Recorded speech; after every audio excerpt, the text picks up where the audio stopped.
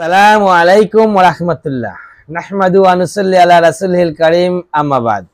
ওযু ওযু শুধু ওযু আপনার জীবনটাকে পাল্টে দিতে পারে।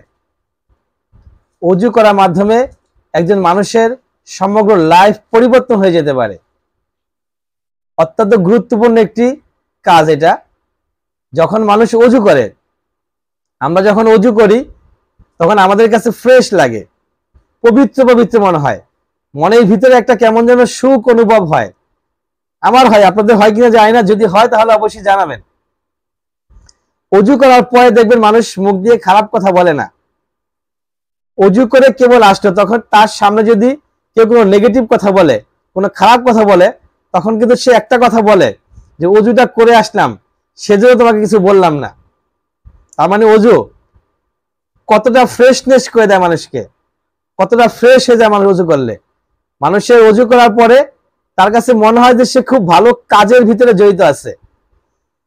ওযু করার পরে যদি আপনি কালেমা শাহাদাত পড়েন, তাহলে জান্নাতের 8টি দরজাই খুলে যাবে।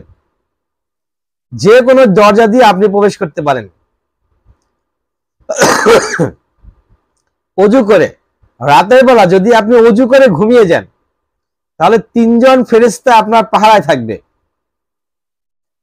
এবং সারা রাত তারা পাহারা দিবে। শয়তান, জিন, ভূত কোনো প্রকারের খারাপ আসর আপনার ঘরে প্রবেশ করতে পারবে না। আপনি যদি ওযু করা অবস্থায় মারা যান, তাহলে আপনার জান্নাত সুনিশ্চিত।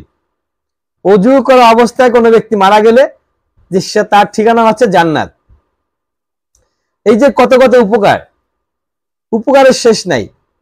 প্রথমত ফ্রেশ লাগতেছে, আবার আমরা যদি অপরিষ্কার থাকি তাহলে এই ওযুর মাধ্যমে নিজেকে পরিচ্ছন্ন করতে পারি। ওযু অবস্থায় খাবার খেলে সেই খাবারের আল্লাহ পাক বরকত দিয়ে দেয়। ওযু করে ঘর থেকে বের হইলে আমি আল্লাহর জিম্মায় চলে গেলাম, আমার জন্য ফেরেশতা নিযুক্ত করা হবে, আল্লাহ জিম্মায় নিয়ে যাবে আমাকে। সার্বক্ষণিকভাবে আমাদের কি করতে হবে? ওযু অবস্থা থাকতে হবে। সকল কাজে আমাদের মঙ্গল আসবে। শুধু ওযুর মাধ্যমে আমি আমার জীবনটাকে পরিবর্তন করে ফেলতে পারি।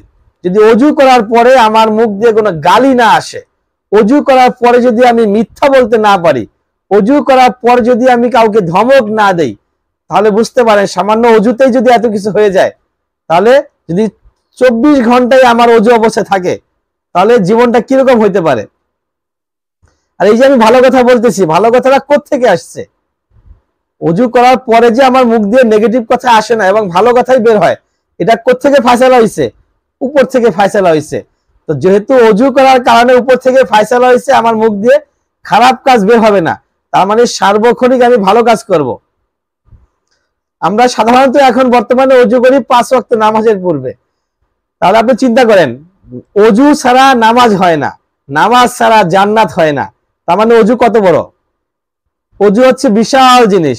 তাই আমরা হর হামেশায় চেষ্টা করব ওযু অবস্থা থাকার জন্য।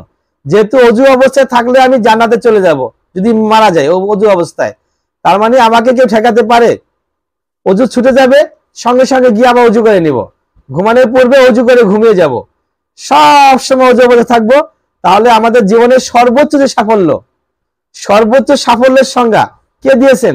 মহান রব্বুল আলামিন দিয়েছেন। যে সাফল্য কাকে বলে? সফলতা হচ্ছে যেই